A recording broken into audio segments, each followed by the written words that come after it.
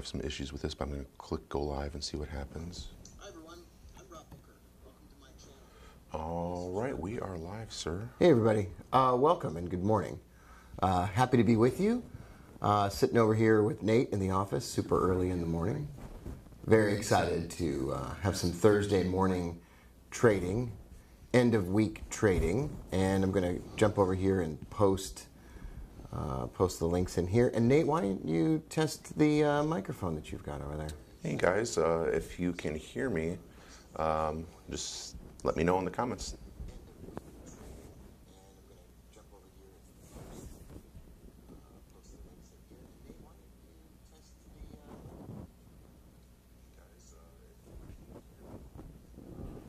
Sounds great. Okay, good. So Nate's on, and I'm going to post the link again in a couple of different places and let everyone know. As many of you pointed out this morning, things are finally moving. And as was once again proven to me for the 400 millionth time, you don't trade on Wednesdays. It just doesn't work as well. Okay, we're live for Thursday morning trading here.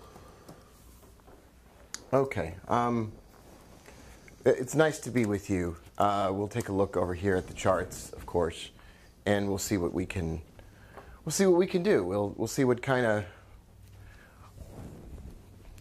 I don't know. We'll see if we can pull out of anything that went wrong, and then we'll see how things go.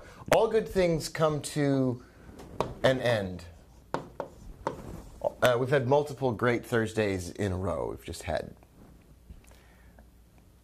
I mean, ones were just bad because it was just a couple of trades. But today I genuinely think maybe this is it. Maybe this is the bad one. Maybe this is the one that doesn't really work. This is the Australian dollar, New Zealand dollar. We traded this yesterday. This is a 15-minute chart. This is a 5-minute chart. It's been traveling mostly upward all week long. Weekly ghost pivot's way down here. Look at this weekly chart. I mean, that's the weekly pivot. Has not yet been hit down here. Been traveling up all week long. It's exactly what we'd like to see. Then we've got the ghost weekly pivot and the ghost daily pivot below where we are right now. And I'm gonna go ahead and trade this. We're gonna do a little. What was New Order's most famous song? We're gonna do a New Order. So there we go. Okay, so that's not even. This is demo, but I already have the trade over there, and I'm going to add to that trade in about 5 seconds here. And then this is the Euro Swiss. We traded this yesterday, and we drew this trend line right here. Weekly pivot is as yet unhit. Weekly ghost pivot is below where we are. Monthly ghost pivot is below where we are. That would make now we're later half of the month. That's great, and we're finally printing bearishness here. Now, my entry is right in the area where it is right now. I'm going to go over there and check. Maybe in a few minutes we'll be able to plug in my computer itself to take a look at that. You know what we could do, though? It won't work great, but Mr. Bird Person, we could get Mr. Bird Person up and running right here on the big monitor. I named my Amazon light sale server Mr. Bird Person, for those of you that are Rick and Morty fans. Didn't Mr. Bird Person marry like a really beautiful woman? He did. He married someone way out of his league. Okay, this is the international trade copy account. It's actually the U.S. trade copy account too. If you're copying my trades, you are in these trades. So you can see here the Euro Swiss, an Amazon light sale does this weirdness. It has all this extra stuff down below and has all this stuff above, so you don't get a lot of chart space. Sorry, whatever. Anyway, the Euro Swiss is really close to where we entered. In fact, it got slightly into profit earlier today. I'm still not unhappy to be in either one of these trades, and we've got that. We've got a good view. I think I want to add to my Australian dollar trade, and I'm trying to find a good way. I'm just realizing now I'm using my iPhone for part of today's broadcast, and that's not going to work great. But I'm going to add a little bit to the Australian dollar, New Zealand dollar. And I'm going to do it over here right now. I'm going to add another, well, yeah, I'm going to add another trade right there. Now I'm going to try to find a way to get to my trading accounts otherwise, but that's what's going on right now. I don't think today is going to be a great day. I'm not sure about that, but I don't sense that today's trading is going to be absolutely spectacular. So anyway, let's just cycle through all the currency pairs without making all these judgment calls, and let's just see what's going on. Look at the pound dollar first, because it is our favorite. We may make a move up to the weekly ghost pivot. That's definitely a possibility. There's some old sell trade here in the demo account. That's actually not a bad possibility. Let's look at what the British pound looks like against things like the euro, already on the way down to the weekly ghost pivot. That seems like it's already on the way there, doesn't it? That's interesting. It wasn't traveling in one direction all week long, though. So if you're wondering why I wouldn't have taken this trade or didn't, look at the euro British pound. Starts the week off sideways, goes up, goes sideways, and now it's coming back down. Sure, great. Traded to the weekly ghost pivot. It's literally like 7 pips lower. It's a terrible trade. It's a garbage trade. There's nobody that I could imagine ever caring about that trade. This is the pound Swiss. We already made money from the pound Swiss this week. Great, we did that already. Good. We took care of that. We took care of business. Taking care of business. And there's the pound Canadian. That's ridiculous. And look, sideways, all back and forth all week long. Nothing. Pound Australian. Anything going on here? No. Not really. No, nothing. The weekly ghost pivot is above where we are right now. We printed bullish divergence this morning. I think it's perfectly reasonable that it will rise up and hit maybe the weekly ghost pivot. It seems reasonable, but it doesn't really seem interesting to me. It's already printed some pretty significant candles going up. Do I really want to now try to chase after that after it's already made a move? The moment really would have been 1 hour, 2 hours, 3 hours ago. I get up early today, but I don't get up that early. That's crazy. Let's jump over to FinViz and see what our friends at FinViz have to say about all of this. So Forex Factory isn't going to show any news. And I think we've been over to FinViz recently. So yeah, FinViz Forex. Thanks, Nate, for bringing that over. So we go to performance.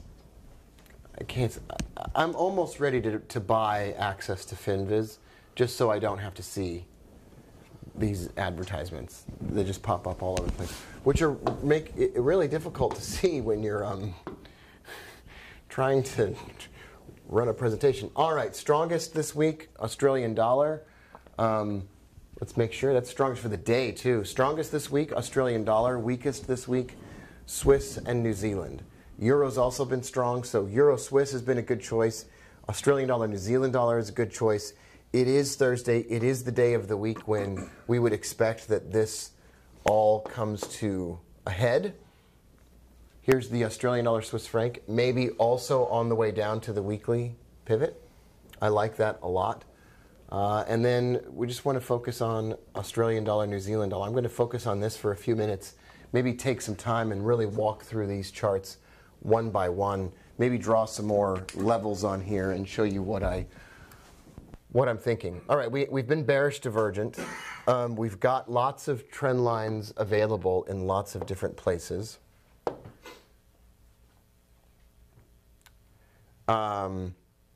It's pretty impossible that we're going to get all the way down to here. That seems ridiculous. This is an hour-long chart. This is the 4-hour chart. Where are we going on the 4-hour chart? There is a missed weekly pivot up here.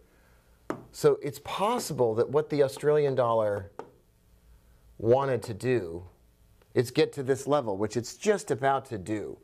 It may just be returning to that level. This is the monthly pivot. It made it all the way up to that. But that's that may be just what it's doing. It may just want to get up to this old missed weekly pivot. Maybe that's the whole thing it was trying to accomplish. That would make sense. That's fine. I can handle that. I can deal with maybe a little bit more movement right up to this line that we have up here. That seems okay. Maybe I jumped too soon at taking that extra sell trade. Here on the 15-minute chart, I don't see this line really mattering anymore, so I'm going to double click on this line and then get rid of it. I still like this trend line down here. And I think there's probably something, well, is there really something we can draw?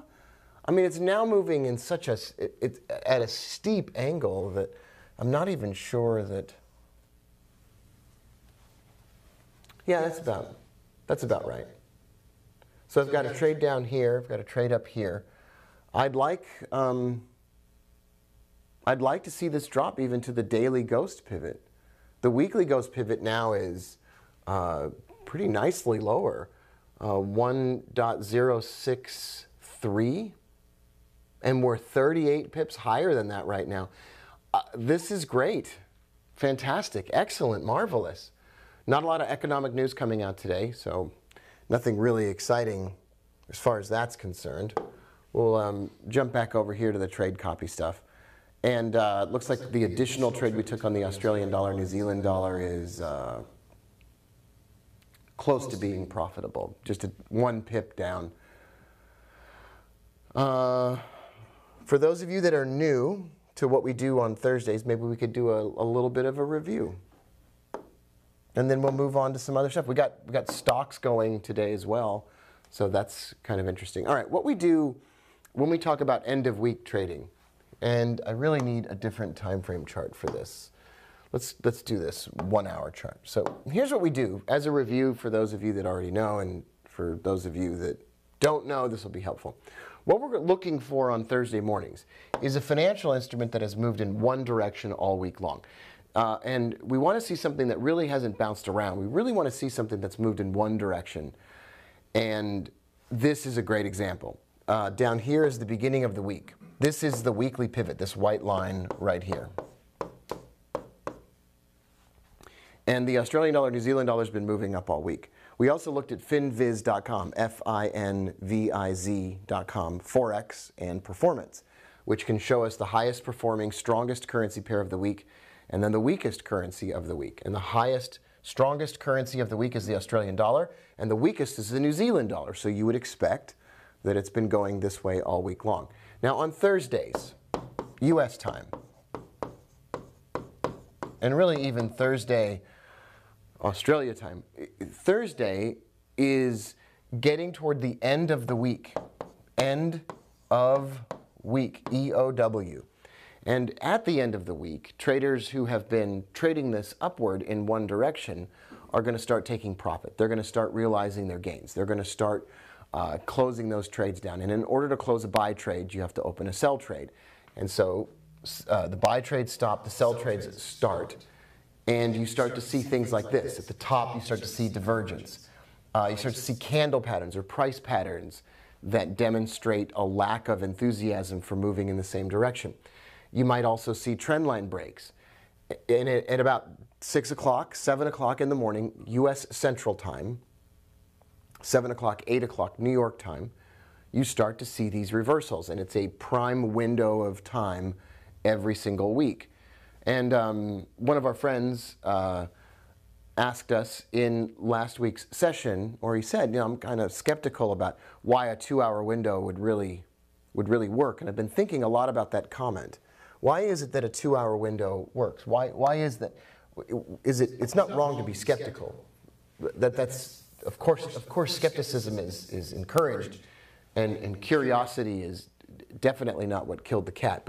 But why would a 2-hour window work? Why would something have a time and place? Why would that be the case? If you think about every single thing in life, all things, from the fact that people generally eat breakfast in the morning and lunch in the middle of the day and dinner in the evening, to people generally go on dates in the evening, to people generally go on church Fridays, Saturdays, or Sundays, depending on the religion that you practice. Things have a time and a place. It's no different for currency traders.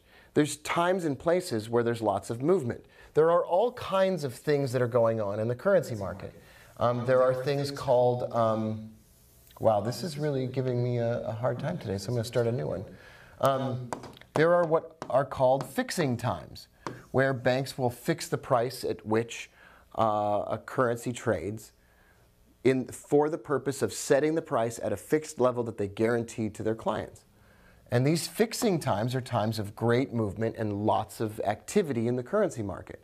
And so in these windows of time, you're going to see movement. You're also going to see that traders like to keep profits. Professional traders, not retail traders. Retail traders like to give up their profits, but not you and I, of course. Professional traders like to keep their profits. And so before they leave for the end of the week, or before on Thursday they go get drunk with all of their friends or whatever, they close out their trades and keep their profits. This is not so astounding. It's not so far-fetched that at the end of the week, we are likely to see some reversals. Now, they're not perfect, and they don't prevent us from losing. In fact, we've had now 8 or 9, 7, 8 or 9, probably 10 this year, really great end-of-week trades in a row, where the financial instrument that had moved up the farthest and the fastest all week long made a nice reversal between 6 a.m. and 7 a.m. U.S. Central Time. And I still believe that's exactly what will happen today. I have no reason to believe it won't. Sometimes we have to go through the entire 6 o'clock hour into 7 o'clock, and finally we see some of the movement that we want to see. I have a long history as a trader, 18 years as a trader, trading too early and then having to add to my position to get out of trouble and make a profit. And when I look at Thursdays and I think about what works best for me is really this 6 a.m. to 7 a.m. hour really seems to work best for me. Or just Thursday morning, but this window of time. And then 7 a.m. to 8 a.m. is fine too, but it really just seems to work for me. And over and over and over again, I seem to get taught this lesson about this. Now I want to look at one more thing. We looked this morning at the Australian dollar, New Zealand dollar, where it might be trying to get all the way up to an old weekly pivot. I'm wondering if the Euro Swiss has something along those same lines. So we'll jump over here and let's put the Euro Swiss up on a longer term view. Is the Euro Swiss, no, this is out of control. Look at this. This is truly, wow. No, it's not really reaching up. This is October of 2014, the Swiss National Bank crisis. Price is almost back to where it was before all that stuff hit. Pretty crazy. For those of you that weren't trading back then, and Nate, just a regular day, out of the blue, the Swiss National Bank, which hates currency traders and speculators, their currency is largely backed by gold. They don't like speculators. They like a stable price. And the Swiss franc was pegged to the euro, which means there was a band where if the euro would move, the Swiss franc was a member of the band. No, but there's a band that it could travel in, and it's a traveling band. Anyway, so they decided to unpeg the Swiss franc from the euro, meaning all of a sudden they just said, we're going to blow everybody's account up. Oh. And so the euro, they unpegged it from the euro, and the euro dropped and the Swiss franc became much stronger, because the Swiss franc all along had been backed by gold, and the euro is not, and the euro is having all kinds of financial problems. And the Swiss wanted to get back at currency traders. They wanted to untether their currency from around the neck of an economic bloc that was demonstrating lots of weakness. And suddenly, every single currency pair against the Swiss franc dropped. So in this moment right here, in this moment, FXCM essentially went bankrupt. Not worldwide, but the U.S. side basically couldn't deal with. They had too many. They had trades on the books that were the wrong direction. Alpari UK and other brokers, other FX dealers went bust. They couldn't handle this. They just had not set up their books correctly. And what's also interesting is a lot of traders were long the Euro Swiss because it never seemed to fall, and then it fell, and it just went out of control, and a lot of people lost everything. Well, what's fascinating is that I know there are a couple of people in our trading family who were long the Euro Swiss whose trade size was so small, Nate. Their trade size was small, that's the magic trick, that this didn't margin call them, and they could just basically have, I mean, if you really had time and if you were really patient, you could just wait for the whole thing to come all the way back, which... Super patient. Yeah, really super patient, which it tends to do. And so what's the Euro Swiss doing? It's kind of returning to these old levels, which is kind of interesting. In the meantime, we still can trade it. It's dropping still toward its weekly ghost pivot. A weekly ghost pivot is next week's, as you already know this, it's next week's pivot point, shown today as if we had already finished the week. And it's a fantastic target. And it's a great target for a trade. I think, yeah, we're down $40 total. This is, for those of you that haven't seen this account before, once again, Trade Copy Service is back up and running for lifetime members. And this is the account in which I run the Trade Copy Service. We had our first profitable trade a couple days ago, and we're waiting on the Euro Swiss and the Australian dollar, New Zealand dollar to cooperate with our plans. I can remain irrational longer than the market can remain solvent, so there you have it. I like what I'm seeing here. I like on a Thursday morning, I like to see bearish divergence. I like to see that on a 1-hour chart or a 15-minute chart or a 5-minute chart. I like to see the candle turn bearish. I like to be taking my trades right around now, 6 a.m. Central U.S. time. That's what I like. I like to see smaller candle bodies. Nate, this is something we really haven't talked a lot about before in the past. These are small candle bodies. These would typically be thought to show indecision in the market, that although we've been traveling up, can't really get a lot of enthusiasm for buying or selling, can't get a lot of enthusiasm, can't get a lot of enthusiasm. And then we're getting that again. And we seem to get clusters of these bars or candles without a lot of substance to them before we turn around and move in a different direction. Now, of course, this can just shoot off to the moon and show us a thing or two, which it definitely appears that it's attempting to do. But all the signs point to the fact that somewhere in the next hour and a half, we should see some kind of reversal. And then I'll just dump these trades that I took yesterday, and that'll be the end of it. That's not the end of our conversation total, though. This is the British pound. Now, this is the prime end of week and end of month currency. Nothing seems to work better on a Thursday or after the 25th of the month than the British pound. It just seems that this is the #1 best, most important financial instrument for end of week and end of month trading. I don't really fully know why, but I have some ideas. At 6 a.m., 7 a.m. Central Time, it's 11 a.m., 12 a.m., 1 p.m. in London and Europe. It's getting into the afternoon. So we really are stretching into the end of the week. The economic reports are out, or they're coming out, and they're big ones, interest rate decisions or other types of things. And it seems like the British pound, for the banks that are doing significant amounts of trading and setting prices are doing it during this window of time. And this has been the case for years, not months or days or, hey, this just worked the other day.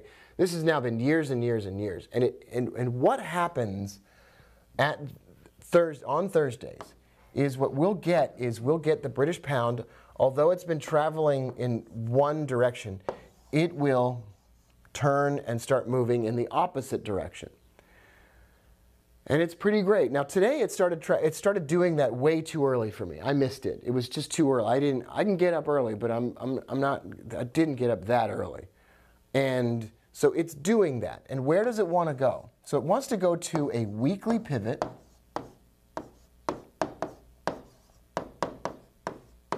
And that weekly pivot can be this week's pivot, which is right here actually. Or it could be next week's pivot shown today. So what we do is, since we're talking about England, we do maths. We do our maths. And our maths show that if next week started right now, next week's weekly pivot would be right here. And it's just a magnificent target. It's a magnet. You can't spell magnet without magnificent. You can, but not the way we spell it. And this is just a beautiful target. But we typically only want to look at the British pound if price has been traveling in one direction all week long. And I said earlier in the week when we sold the British pound Swiss franc, it's like kind of like an end of week trade, but we're taking it early.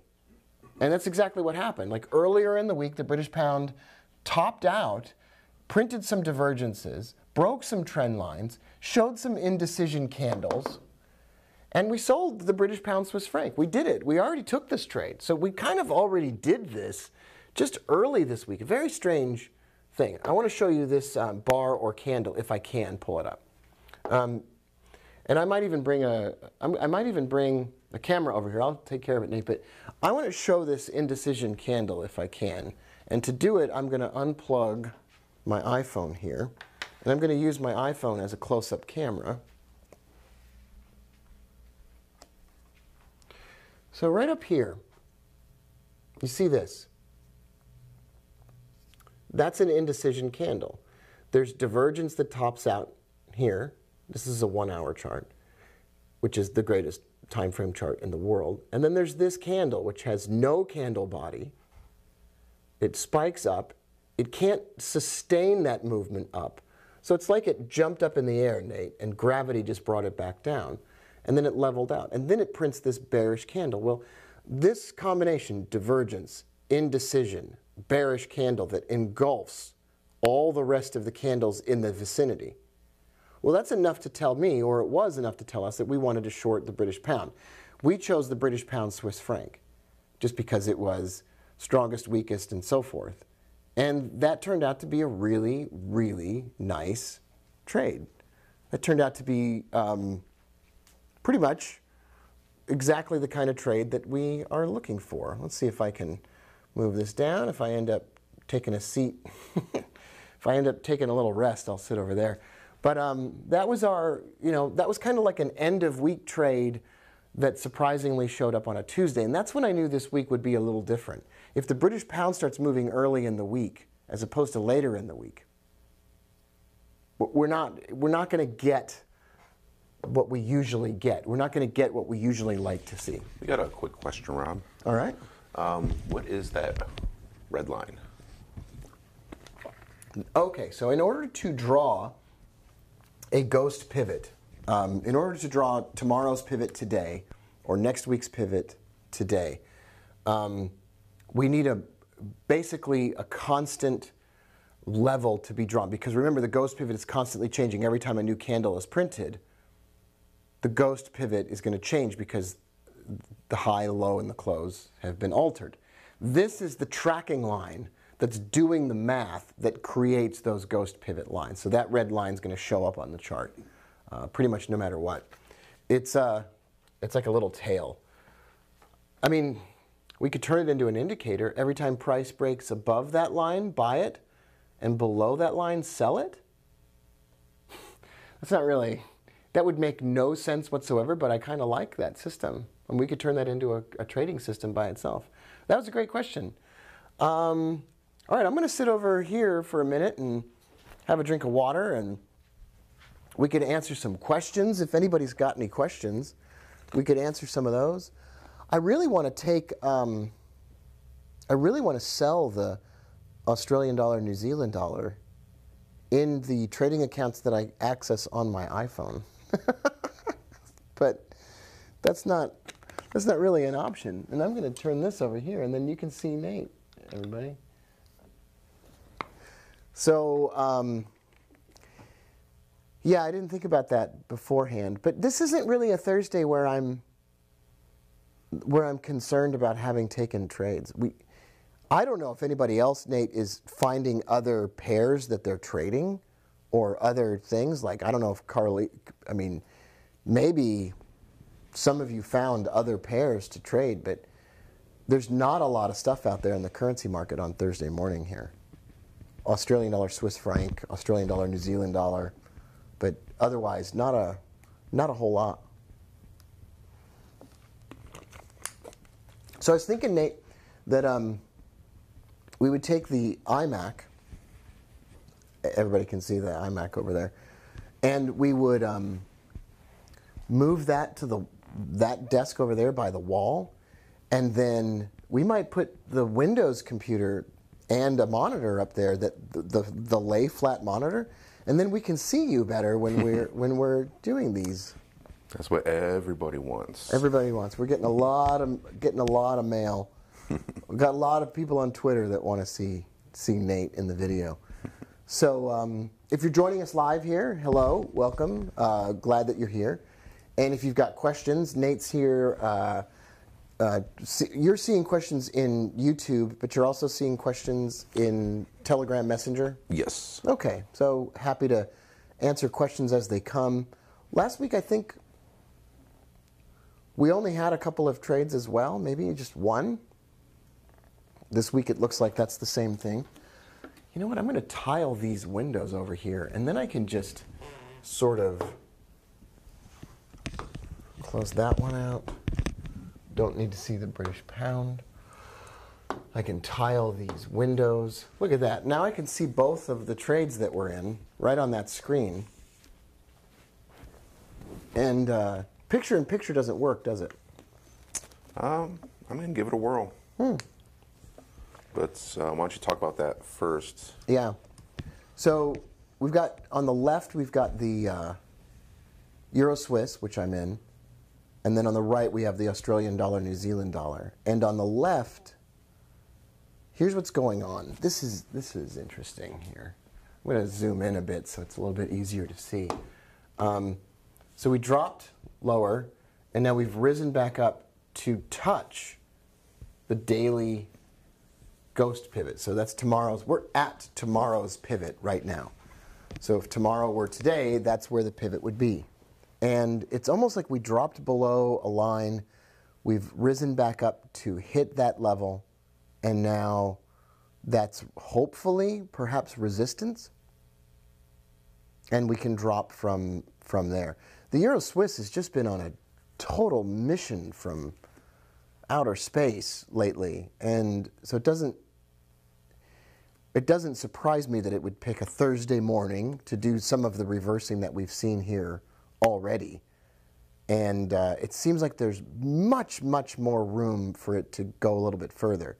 We dropped one wave down. We've got this little corrective wave up, and then maybe we'll see another wave down, and we would probably see it. The window of time is 6:30 to 7:30 a.m. That's, yeah, my time, Central U.S. time. Australian dollar, New Zealand dollar is kind of doing exactly what it is that we'd like to see. Very nice.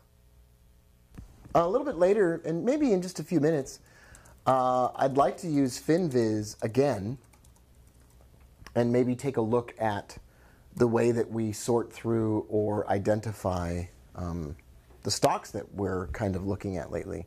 I did the whole scan yesterday for end of month, and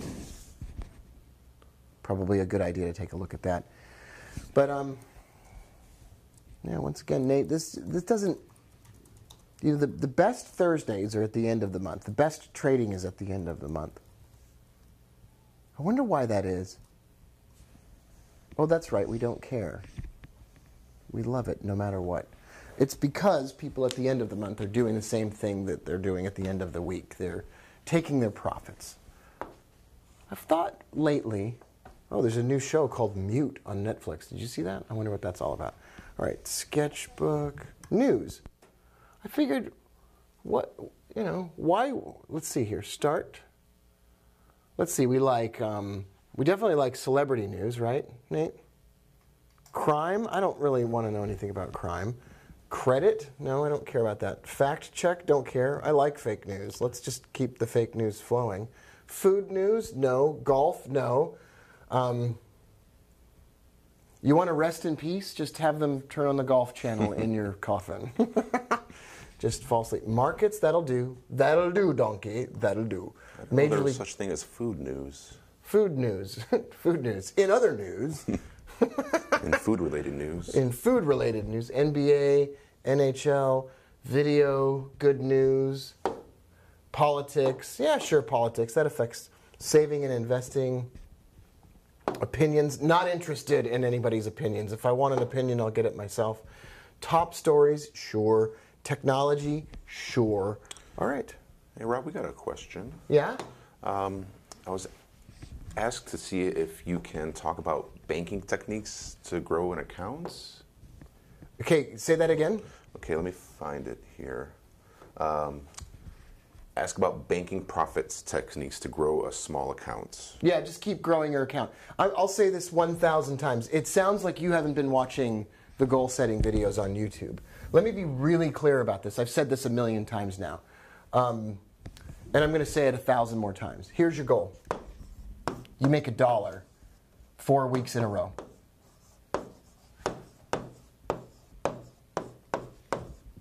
You make $1 each week, 4 weeks in a row. And when you get to your $1, you stop. And then you do that for another week, another week, another week, and another week. Watch those videos at the beginning of the membership on setting goals for your trading. And then what you do is you make $1 4 more weeks in a row.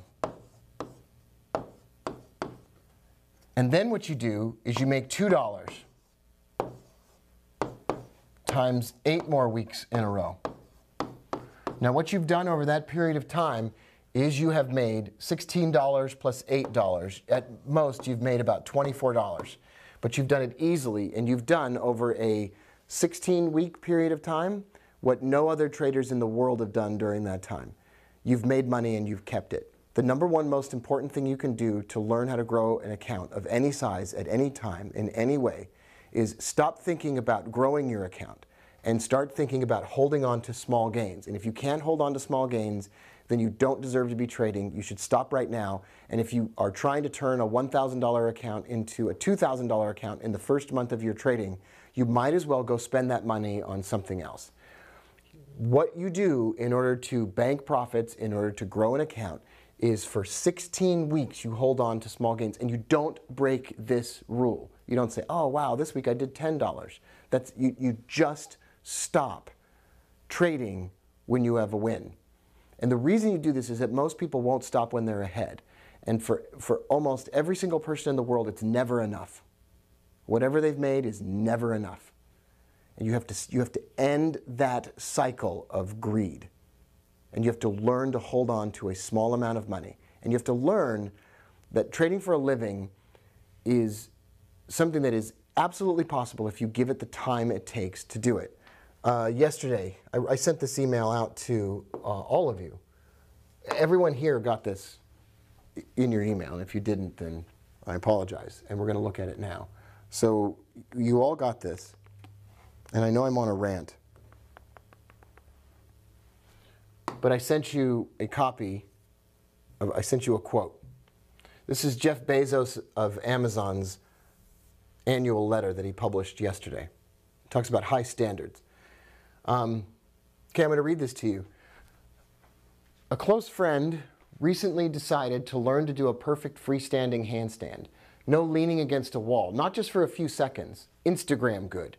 She decided to start her journey by taking a handstand workshop at her yoga class studio. She then practiced for a while but wasn't getting the results she wanted, so she hired a handstand coach. Yeah, I know what you're thinking, but evidently this is an actual thing that exists. In the very first lesson, the coach gave some wonderful advice. Most people, he said, think that if they work hard, they should be able to master a handstand in about 2 weeks. The reality is that it takes about 6 months of daily practice. If you think you should be able to do it in 2 weeks, you're just going to end up quitting. Unrealistic beliefs on scope, often hidden and undiscussed, kill high standards. To achieve high standards yourself or as part of a team, to achieve high profits or growing your account to something big, you need to form and proactively communicate realistic beliefs about how hard something is going to be, something this coach understood well. When you want to turn a small account into a lot of money, I'm here for you. I want to help you, but you have to do this first. If you want to turn a large account into a lot of money, you have to do this first, and I'm here to help you do it. But this is what everyone won't do. This is what people won't do. They won't do it. They won't practice a handstand. And they think that trading is different than trying to do a handstand. They think, well, trading ought to be easier. It's just pressing buttons on a computer. Trading for a living is harder than learning how to do a handstand. It's way more difficult than that. It comes with all kinds of heartbreak and disappointment all the time. Your goal is to hold on to small amounts of profit, period. And then you scale up your trading account from there. So once you've made your $1 a week and you have done it consistently, you then scale up your trade size after that 16-week period. 12 or 16 weeks is fine. All right, so we're getting into better territory here on our Australian dollar, New Zealand dollar trade. So yeah, I don't know. That was kind of a rant. I don't know if anybody cares about that, but I keep saying it. I feel like we need to do a YouTube video series called Things I Keep Saying That No One Seems to Be Hearing. But that's the big one, is that all of this is within everyone's grasp, but it just requires the discipline to start by holding on to a small amount of profit. That's what it starts with. Any other questions, comments, jokes, concerns come through? Somebody just said that British pound and Australian are moving nice. I'm guessing they bought it. If you say it's moving nice or you have a comment, let us know the trade you took, and we would love to hear it. But I'm guessing the British pound Australian dollar is moving on the way up to its weekly ghost pivot. Looks like the Australian dollar is weakening, which would be great for the British pound Australian dollar to move up to its weekly ghost pivot. And it looks like the Australian dollar New Zealand dollar up on our main screen here on the right is falling, which is just beautiful. It's exactly what we want. I'm going to close my trade as soon as it's profitable, meaning as soon as I've made 1 penny or even 0 on this trade, the one I took too early yesterday. I'll go ahead and close it. Good question. Sorry to interrupt. Doug asked, could the Swiss franc make another huge drop since it's getting back to the level it was when it did before? Yeah, what an interesting question. Could the Swiss franc do the same thing it did all over again? So right now the Swiss franc is weak, which would encourage tourism and exports. One of the maybe unintended consequences of that Swiss National Bank intervention was the Swiss franc became very expensive. So like overnight, a Big Mac cost like $28. Like you would have to take 28 US dollars to Switzerland to get a hamburger. Like a garbage hamburger, like a disgusting hamburger. Because their currency had appreciated so far so fast. And of course people canceled their travel plans and stopped buying Swiss chocolate and stopped skiing on Swiss mountains. They just couldn't afford it. Overnight, everything became too expensive. And I think that before the Swiss National Bank would make that kind of a decision again, they would realize the trouble and the pain and the suffering that would cause their exports and their travel industry. And it's unlikely that that would be the case again. They don't need to do the same thing twice. So the answer is no. It's highly unlikely. Of course it could happen, but it's less likely. Now, what can happen is, remember what moved the British pound so much in the last 2 years has been Brexit. We could have a full reversal of the Brexit decision, and you could see just a massive appreciation move upward in the British pound. Think of all the known unknowns in the world, as Donald Rumsfeld would say. That's the #1 known unknown. That England probably, the UK probably regrets Brexit as a nation, collectively. And it's possible that that decision will be reversed to a certain degree. It's possible. I'm not even saying it's likely. But it's a known. We know that that could happen, and we know what would happen if it does. If it happens, the British pound will probably suddenly strengthen thousands of pips, just like it fell thousands of pips on the vote. That's a known. There's no real known unknowns to the U.S. dollar other than maybe impeachment or political unrest in the United States or war with North Korea or something like that. That's a known unknown. Like we don't know when it would happen, but it's known. We can identify it. It's the ones you don't even see coming. Those are the ones that really scare traders so much. Is that all of a sudden something starts moving the market and it wasn't even something that we were thinking about. It's generally the case, like an oil shock that moves the Canadian dollar, or the Japanese yen or the U.S. I mean, that could happen, but we don't really see anything on the horizon that would, right now, that would really. What are the big things that can move the currency markets? Political unrest, so Brexit, so that does it. Major unannounced central bank moves, like the Swiss National Bank's decision to unpeg the Swiss from the euro. Those are the really big ones. The minor ones that move the currency market are like economic reports, like employment reports that are much, much different than expected. But that's really not we're not talking about huge moves. And then major stock market reversals, like major significant stock market crashes send the Japanese yen and the Swiss franc stronger because there's a flight to safety.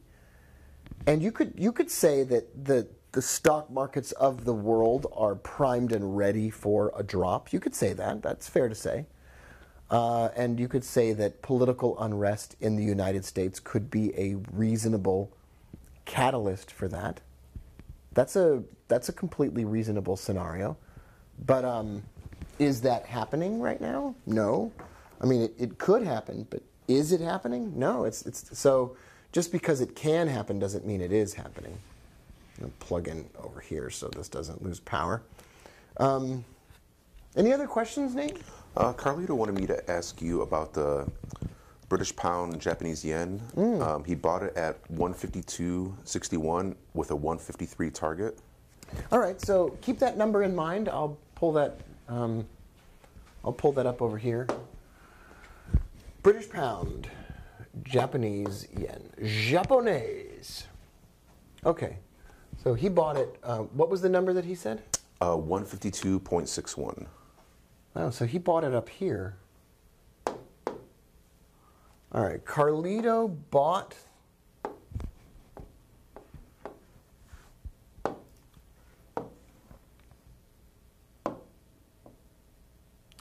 the 152.61? Yes. Oh, okay. Well, just take your profits. You're profitable right now. Just grab them, take the money and run. Steve Miller Band method of trading. Go on, take the money and run. Yeah, look at this beast of a trend. If either of those lines breaks, you need to be out of that position.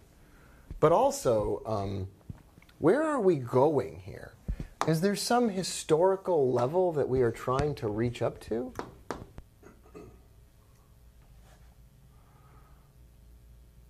I'd have to look on TradingView, which I'm happy to do. But, I mean, we could be rising up for that level, 166. I guess this sounds like maybe it's a long-term trade for you? And he just said he closed. Yeah, I mean, we could find a way to take a longer-term trade up to these levels, these old missed weekly pivots. That's a reasonable thing to do. In the meantime, just keep banking your profits. Keep taking your money. We can always wait for the British pound Japanese yen to drop to a daily ghost pivot or something else, and then we can buy it again.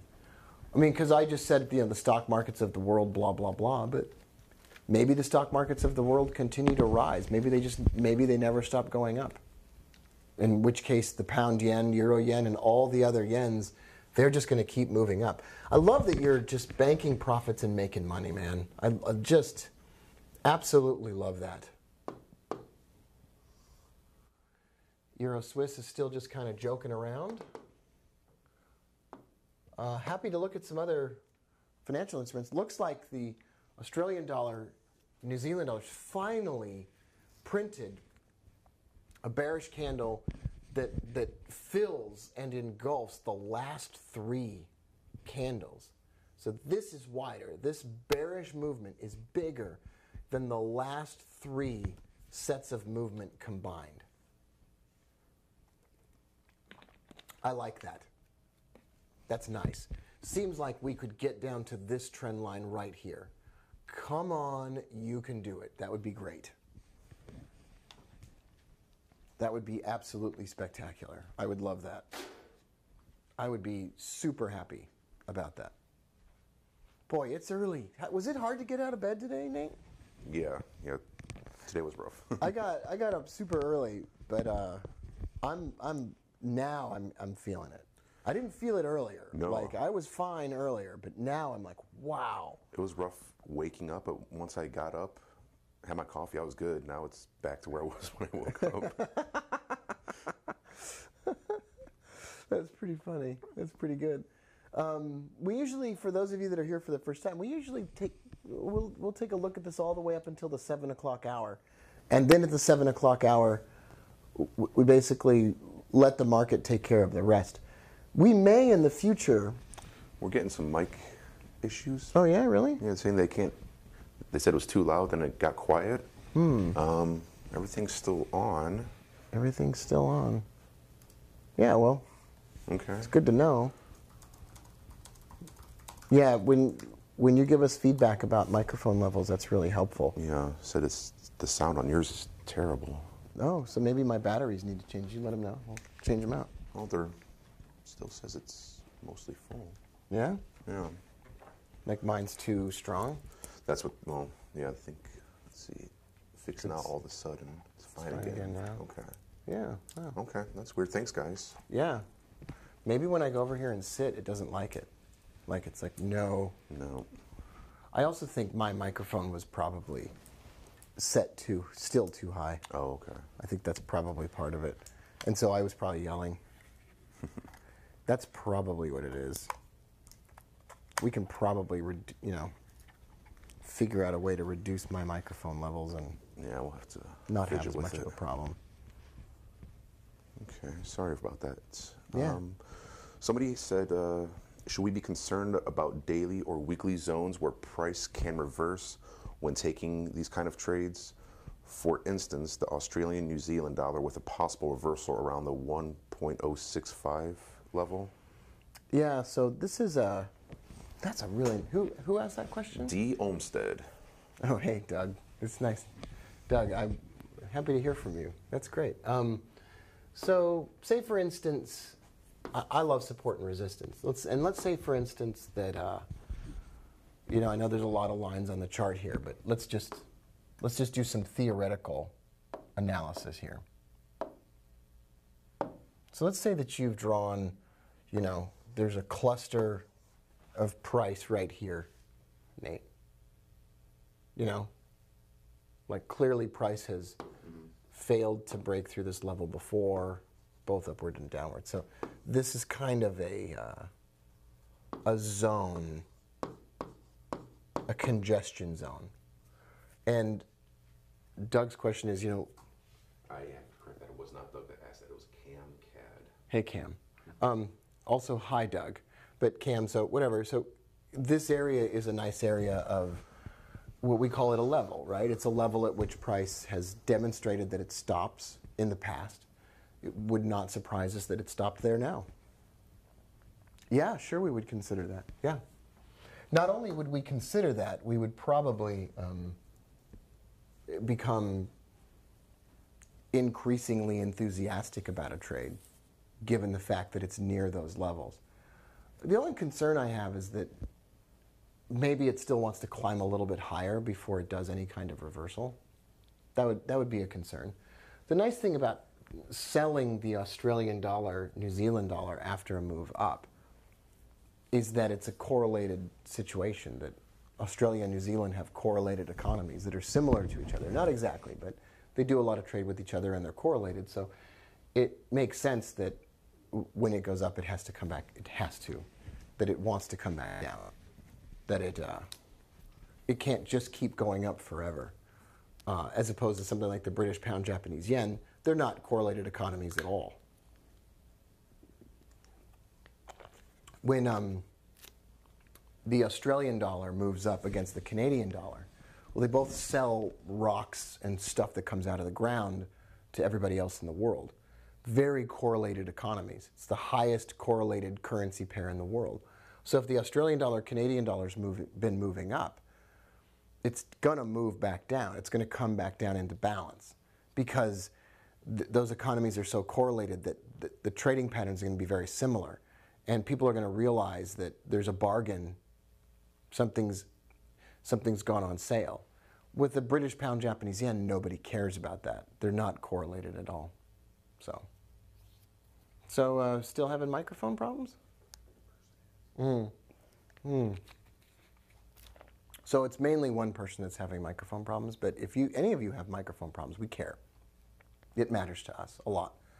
We want to make sure you can hear us. So while that's moving, I still do want to take a look at the news. Trump says he'll leave if summit with North Korea is not successful.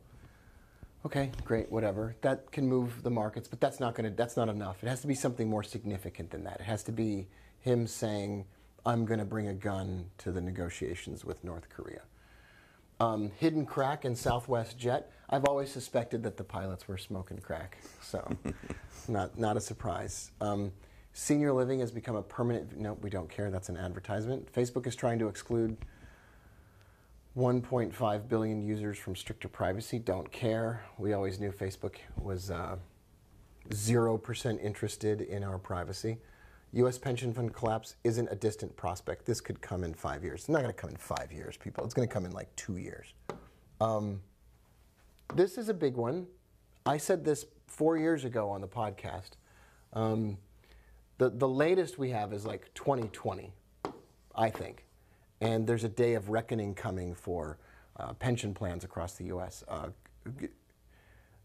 Municipal pension plans all across America.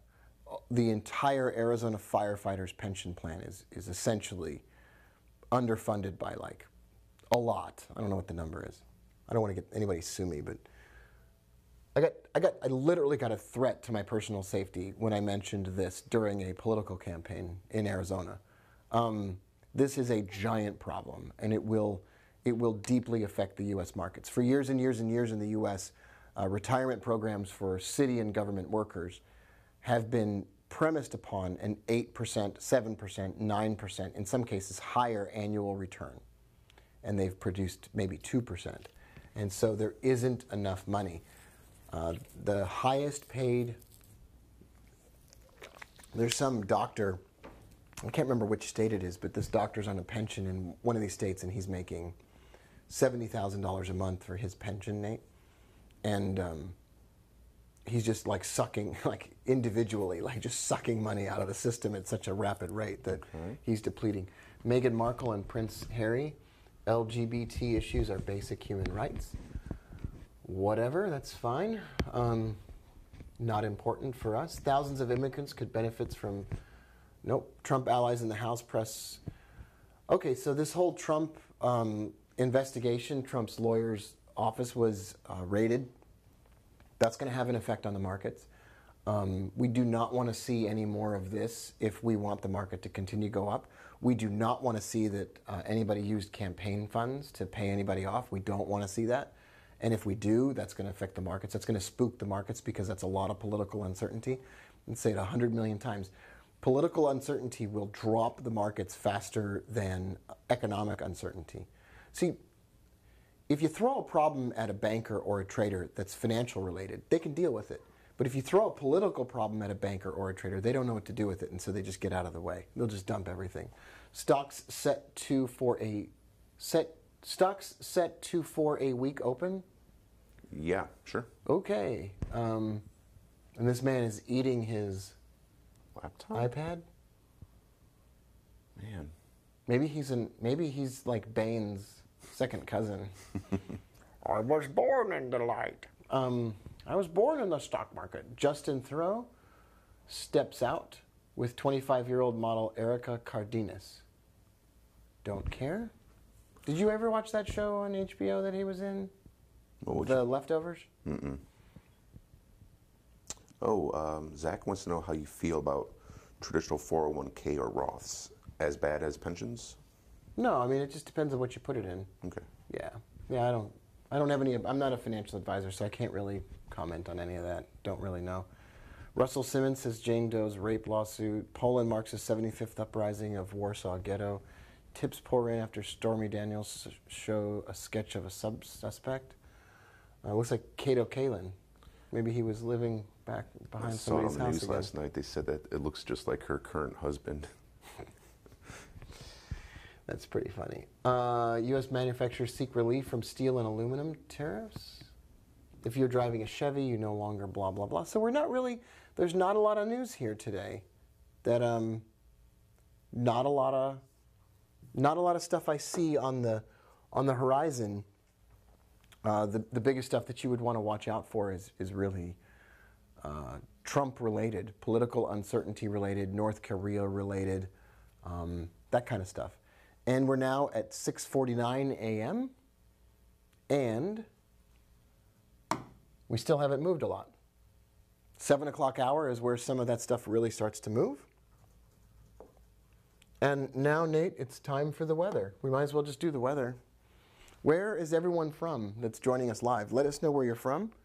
We would love to hear from you, and we'll check the weather in your area, and we'll just do like a little weather forecast for you. We'll give you your daily forecast, unless you're already living somewhere where we don't need that. Oh, yeah, here we go. This is great. Let's get a, wants to know my location. Yeah, that's fine. That's no problem. We got Jerry from Germany and people from Malaysia and Kansas. Malaysia and Kansas, nice. Hawaii, Tokyo, Argentina. Looks like if you live in the Boston and New York area and some Washington, D.C., you're going to see some light showers and scattered thunderstorms today. It's all clear down here in the southwest. In Phoenix, basically, you're on fire already, lived there. Los Angeles, we're getting some rain. That's uncommon. Watch for mudslides in your area. You could watch out. If you're living in Malaysia, it doesn't appear that our browser cares. Let's just type in, do we just type in Malaysia? Where do we type it in? Do you want to save this location? Sure. Show me the weather in Malaysia.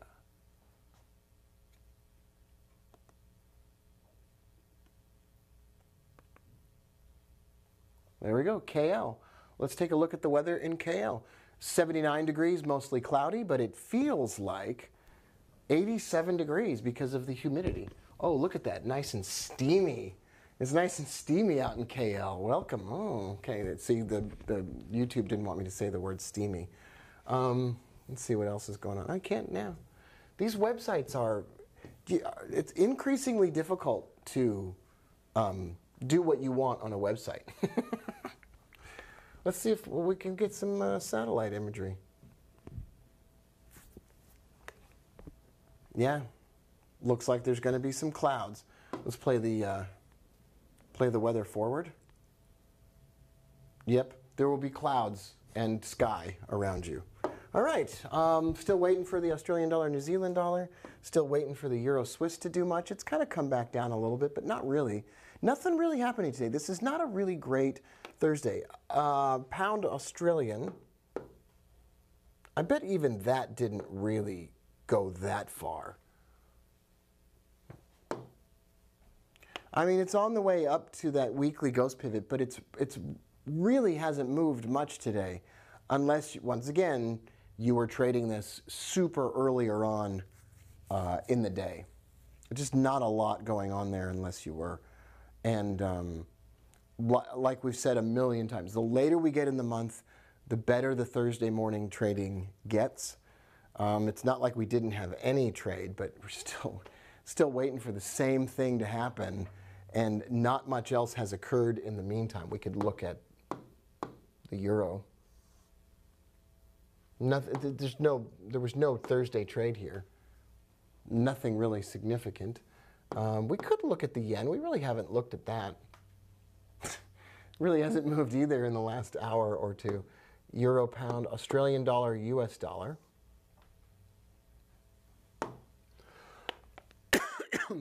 Excuse me, so sorry. Yeah, not a lot of movement. Australian dollar, Swiss franc, that was the other potential big mover and still hasn't moved. We may just be waiting for, Nate, it may just be waiting for like the 7 o'clock hour. That may be all that's necessary.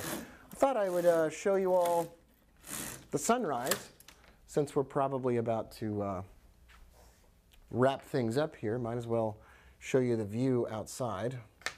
Take you from... There's the sunrise over Lake Conroe. That is a pretty great sunrise, Nate. Well, that is rather pretty. I'm liking this one today. What do you think, Sock Monkey? I think it's wonderful, Rob. Sock Monkey didn't take the Australian dollar, New Zealand dollar trade, so nothing to fear. So Aussie Swiss down, maybe down to the weekly ghost pivot, maybe. I don't know if I can do this. Let's see if I can. Yeah, it's hard to do this. Oh, I did it. Okay. One last look here. Yeah, well, divergence at the top, bearish candle forming, 6:54 a.m. Nate is in prime position. I'm ready to strike. Melvin is ready to strike. Do we know what kind of animal Melvin is? A red one. You know, when I was a kid, I probably could have answered that for you no problem when I was in my dinosaur obsession. Does anybody know what kind of dinosaur Melvin is? That'd be interesting. Here's the other view. They're building all these condominiums outside here of our office. We don't really know if they're going to be worth it, but they seem to be really expensive. Yeah. Someone said that's a Robosaurus. A Robosaurus. Not real sure that's accurate. Wow, that's a great morning over the lake. It's pretty good times. So we can answer a few more questions before we head out? Yeah, we got some. Let's see. Where did that go? Is a good one. Did you raise your trade sizes in Dr. Bill Finch yet? Yeah, so I guess it's probably a good idea to get up and show that, even though I'm tired and I don't want to get up. And I have a second one to follow up with that question too. Okay, so I'm running, as many of you already know, I'm running a robot. It's called Dr. Bill Finch. We're on part 15. I recorded it today. It's a very short episode. These are my accounts here. Oh, I can't use the mouse. So I've got a $127,000 account that mirrors an account of the same size. And then I've got a live account of $10,203 here. And I am running the Dr. Bill Finch version of the robot, which is a little bit more... It's a little picky about the kinds of trades it takes. It's a little bit more selective. Selectives. And it's a little more selective about the kinds of trades that it takes. It doesn't get into as many second trades. It doesn't actually get locked up in as many trades. I did a whole bunch of testing a few weeks ago, before the start of April, and decided that that's the robot that I would trade. But it's been producing 70, 30, 24, 70, $40 a day in a giant account with, as you can see here, no drawdown. You can see how dead the market is today, Nate. There's no trades open in a robot that's trading from the 1 minute chart over here, and only one trade open over here. The market's really slow today. And so this has had almost no drawdown. This has had almost no drawdown. And I'm talking about like open losses of less than 1% total. And I've realized, well, we've really done job one, which is contain the losses. And so the next step in the process is to increase the trade size. So in the larger account, I've moved over to Amazon Light Sale. And when I turn this one on, I'm going to switch the robot over to this one today. You can see, I don't want to switch over because it collapses everything. Amazon Light Sale looks so bad. But anyway, when I turn this on and flip the switch today, which I guess I could do right here live, I guess I could do that right now. Let's do it. I will be trading a larger size. So there's no trades open. Auto trading is off there. And auto trading is on here. And we'll just go over to the dollar Swiss. And we've got a smiley face. So there we are. So we're up and running. And I doubled the trade size. So what I did in the larger account, and like I said, this, I've got 2 mini lots and 6 mini lots for first trade and second trade, and $24 as the profit target. So we're good to go. Look at all these stupid things that are. Pull this up here. Pull this up here.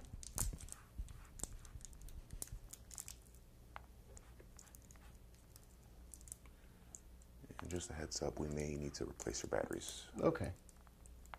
Well, we're going to wrap it up here anyway. So everybody, we'll be in touch in the chat rooms and elsewhere. Thanks for joining us. The robot's running with a larger trade size now. We love you all. Can't wait to see you in the chat room. And we'll see you later today at 10 a.m. Central Time for our business strategy session.